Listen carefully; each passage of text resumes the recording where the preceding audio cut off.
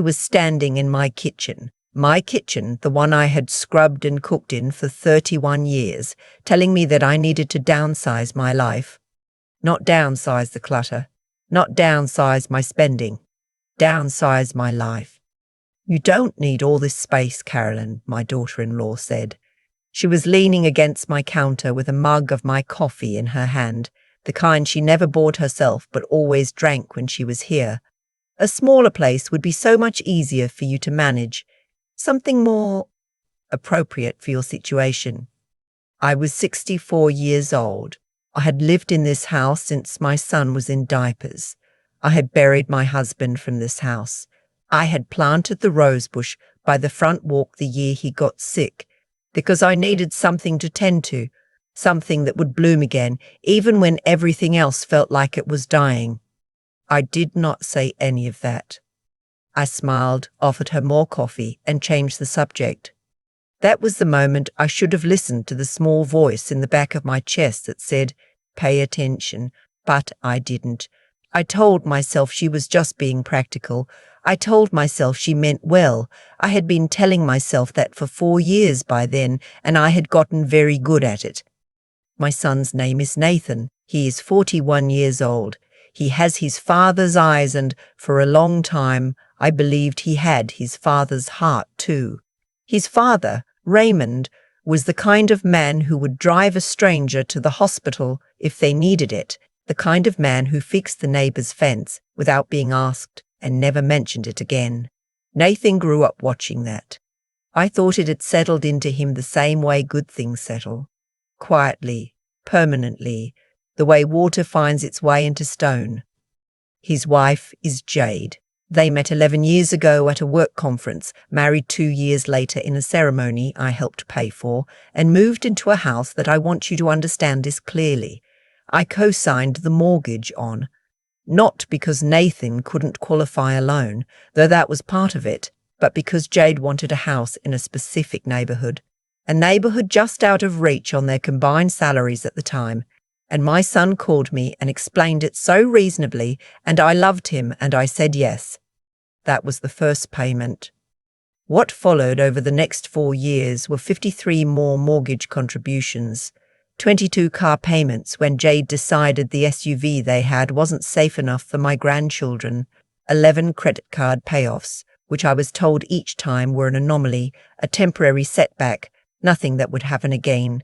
Private school tuition for 3 semesters because the public school in their district wasn't good enough, though it had been good enough for Nathan growing up. Groceries, utilities during a stretch when Nathan's company restructured and his salary was cut, a kitchen renovation that Jade insisted would increase the home's value and which I was told I would recoup when they eventually sold. 94 payments in total by the time I sat down one February evening and added them up in a notebook with a blue pen because I needed to see it written by my own hand to believe it. 94, not a round number, not something I planned, just the sum of 4 years of yes when I should have said let me think about it, just the accumulation of a mother's love and a daughter-in-law's very practiced smile. I want to be honest with you about something, because I think it matters. I was not a victim in the way people sometimes picture. I was not a frail woman being deceived by strangers. I was a retired school librarian with a pension, a paid-off house, and enough savings that I had options. I said yes to the first few things because I wanted to help. I kept saying yes because each time felt like an extension of the time before, and somewhere in the middle of it, saying yes had become so automatic that I stopped examining whether I actually wanted to. That is the part that took me the longest to forgive myself for. The kitchen conversation happened in March. 2 weeks later, Nathan called to tell me that their property taxes were coming due and they were a little short, and if I could I stopped him there. I said I needed to check my accounts and I would call him back. He said, of course, no rush, take your time. I did not call him back that day. I sat in the living room with the phone in my lap and looked at the photograph on the mantel of Nathan at 7 years old, missing his 2 front teeth, holding a fish he'd caught at the lake near my sister's house in Tennessee. He was so proud of that fish. He made Raymond take 4 pictures so he'd have a good one. Then I opened my laptop and looked at my accounts, not just the checking account I usually looked at, but everything. My savings, my retirement fund, the small investment account Raymond had started before he got sick. I looked at all of it together for the first time in years, and then I sat very still for a long time. I had given away more than I had understood. When you do it in pieces, stretched over months and years, it doesn't feel like the number it actually is.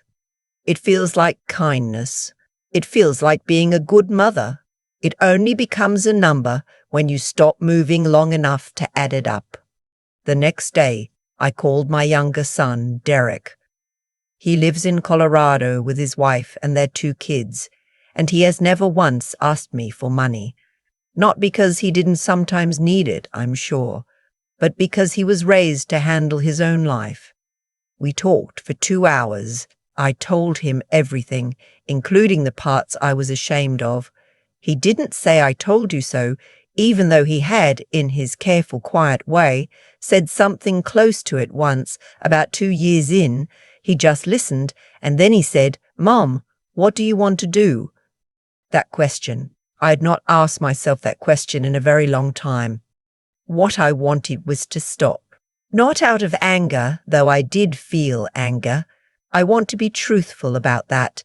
I felt anger in a way that was physical, like something hot sitting in the middle of my sternum. But more than the anger, I felt something else. Tired. Just deeply, completely tired of arranging my finances around other people's choices, while they arranged their lives around my willingness to keep saying yes. Jade drove a car that cost more than my first house. I want you to understand what I mean by that in real terms. My first house, a 3-bedroom brick ranch in Knoxville that Raymond and I saved for 3 years to afford, cost $74,000 in 1988.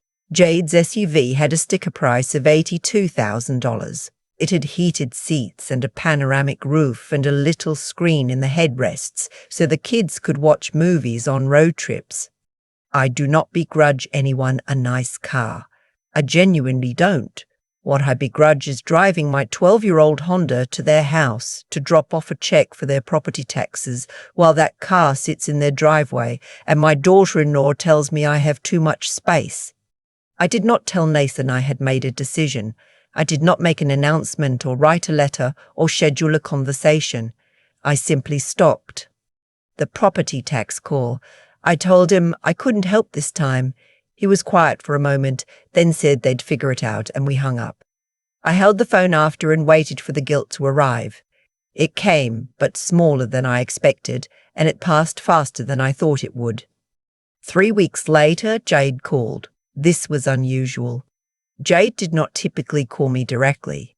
Our relationship existed in the space of Nathan's phone calls and Sunday dinners, the occasional text when one of the grandchildren did something worth sharing. When her name appeared on my screen, I felt my stomach tighten. She was very pleasant. She asked how I was feeling, asked whether my hip had been giving me trouble, mentioned that the kids missed me. Then she moved to the reason she had called.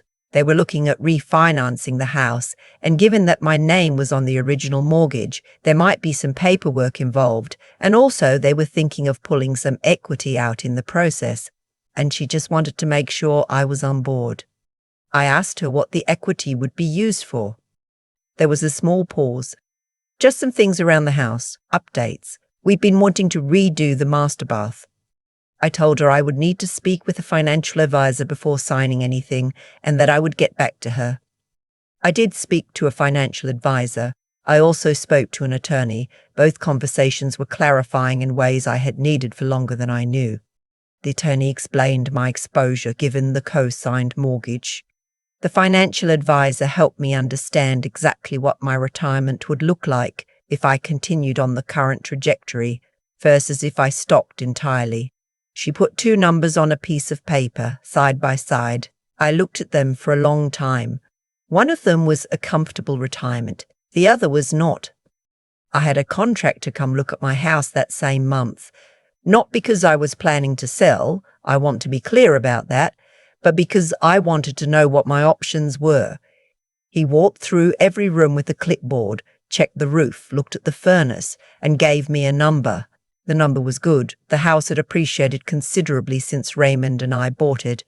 That was Raymond's diligence, his care, 30 years of small repairs and kept up gutters in a yard he was proud of. That number on the contractor's estimate felt like Raymond still taking care of me from wherever he was.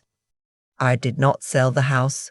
What I did was something more straightforward. I called Nathan and told him I was removing myself as co-signer from the mortgage. I told him I had consulted an attorney, that the process was possible, though it would require their credit to support the loan independently, and that I wanted to give him enough notice to prepare.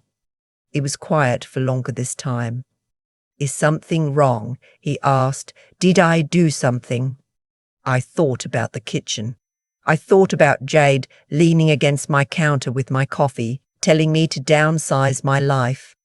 I thought about 94 payments and a number on a piece of paper that represented the difference between comfort and worry in the last years of my life. "Nothing is wrong," I said. "I just need to take care of myself." He said he understood. He said, of course. He said they would figure it out. What I did not anticipate was the 2 weeks of silence that followed.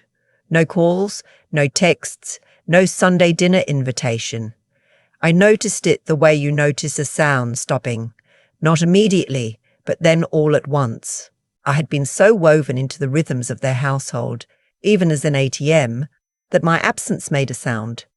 Then one evening my phone rang, and it was my granddaughter Lily. She is 8, and she has her father's eyes and her mother's confidence. And she is one of the clearest reasons I have ever had for doing anything. She asked if I was coming for her birthday next month. I told her absolutely I would not miss it for anything. She told me she wanted a purple cake and a hamster, and I told her I could probably manage one of those 2 things, and she laughed.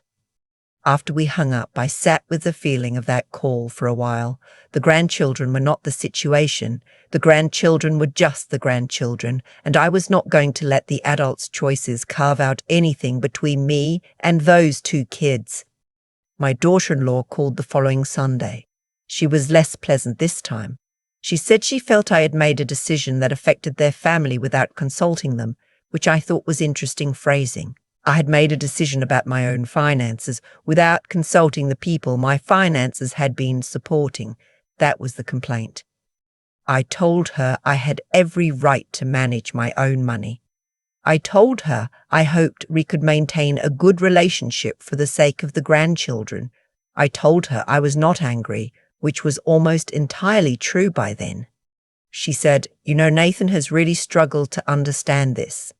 I said, "I know. I'm sorry it's been hard, but I need to be able to look at my accounts and not feel afraid, and right now I cannot do that." She did not have an answer for that. We said goodbye politely. The refinancing did not go through the way they had planned.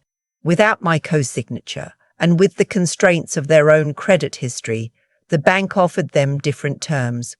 Higher interest, less favourable conditions. Nathan called to tell me this. I could hear that he was trying to sound neutral and that it cost him something. I felt the familiar pull, the old reflex, the part of me that wanted to say, "Well, let me see what I can do." I let the pull come and I let it pass. I said I was sorry the terms weren't what they hoped, and I asked how the kids were doing. He told me they were fine. He told me Lily had started soccer and that his son had gotten a part in the school play. I asked what the play was. He said it was a version of The Wizard of Oz, and his son was playing the Scarecrow. I said, "Your father would have loved that." There was a pause, and then Nathan said very quietly, "Yeah, he would have." That was the first time in months that I felt like I was talking to my son and not to a situation.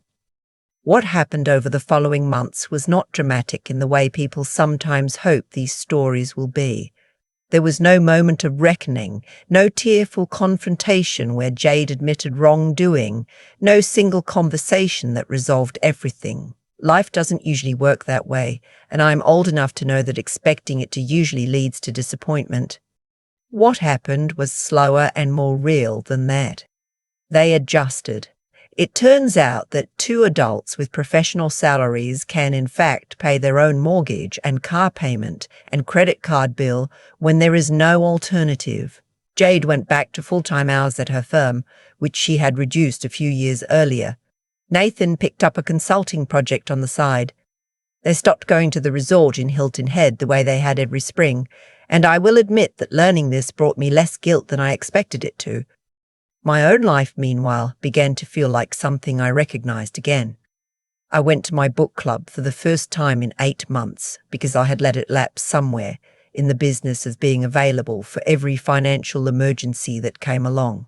I signed up for a watercolor class at the community centre, which I had been meaning to do since Raymond died. I booked a train trip to see my sister in Chattanooga. Just 3 nights, nothing extravagant, but the kind of thing I had been postponing because there was always something else the money was needed for. On the train, somewhere in the mountains of North Carolina, where the trees come right up to the tracks and the light goes green and gold in the afternoon, I thought about the rose bush by my front walk, how I had planted it when Raymond was sick and tended it through the worst year of my life and watched it come back every spring without being asked to. Plants don't need to be convinced to bloom. They just need enough room and enough light and enough of what is actually theirs. I thought, I am 64 years old. I have a pension and a paid-off house and a retirement account that is still barely intact. I have 2 sons and 4 grandchildren and a book club and an unfinished watercolor and an unfinished watercolor of the view from my back porch. I have 30, maybe 40 more years if I'm lucky, and I would like to spend them as something other than a line item in someone else's budget. Nathan called me on a Thursday evening a few months after all of this. He asked if he could come over on Saturday, just him, not the family, just to talk. I said yes.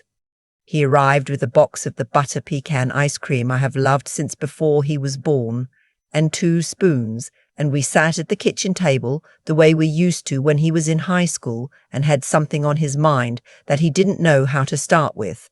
He turned the spoon over a few times. Then he said, "I know things got out of hand, Mom. I know I let that happen." I asked him what he meant. He said, "I let Jade handle the finances for a long time because it was easier, and I didn't look closely enough at what that meant. And I think I let myself believe you were fine with it because you never said you weren't."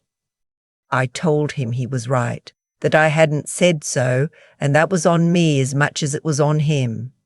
He nodded. He said, "I don't want us to go back to that." I said, "We're not going to." We ate the ice cream. He told me more about the school play. I told him about the watercolor class and showed him the painting, which was not very good but was mine. He said it looked like our backyard.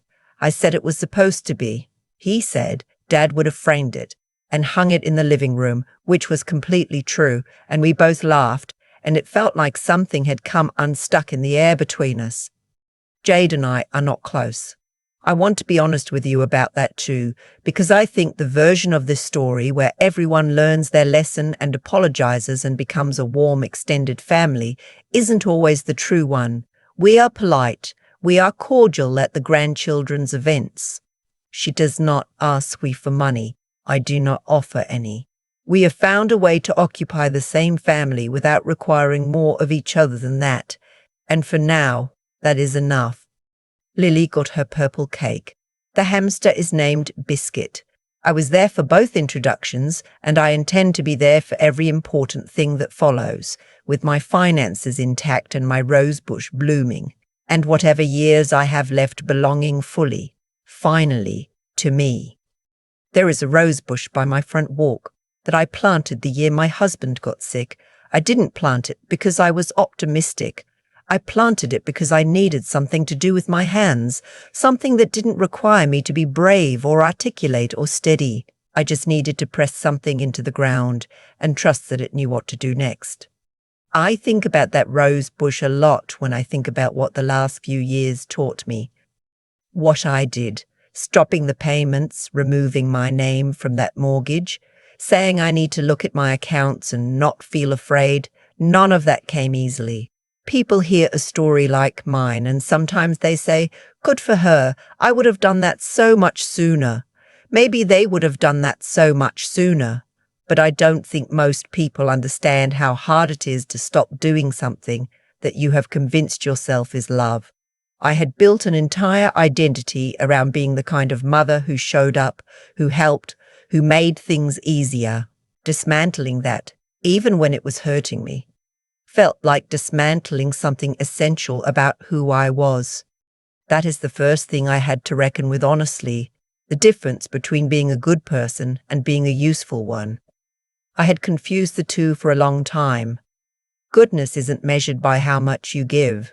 It's measured by whether what you give is honest. Honest in its intent, honest in what it costs you, honest about what it enables in the people receiving it.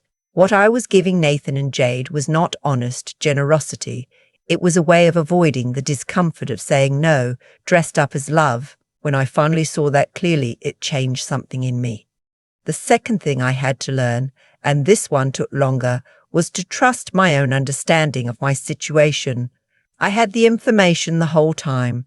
The bank statements, the running total I kept in the back of my mind but never wrote down, the way my stomach tightened every time Jade called. I knew. I just kept overriding what I knew with what I hoped was true instead.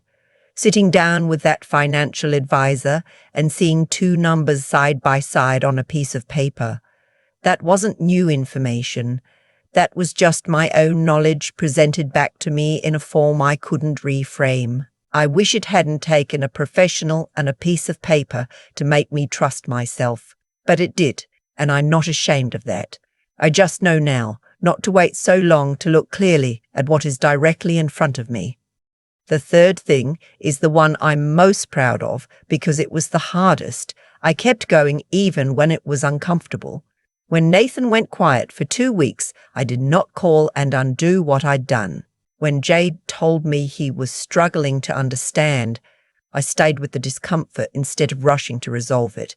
That kind of steadiness doesn't come naturally to me. I'm a person who wants peace in the room, but I had been buying peace for years, and what I got in return wasn't peace, it was just silence between transactions. The real peace came later. On a train through North Carolina, watching the light go gold in the trees. At a kitchen table with my son and 2 spoons and a carton of butter pecan ice cream. In a watercolor class on a Tuesday morning with no one needing anything from me at all. Lily's hamster is named Biscuit. I was there when she named him. I will be there for what comes next. And this time, when I show up, I will be showing up whole.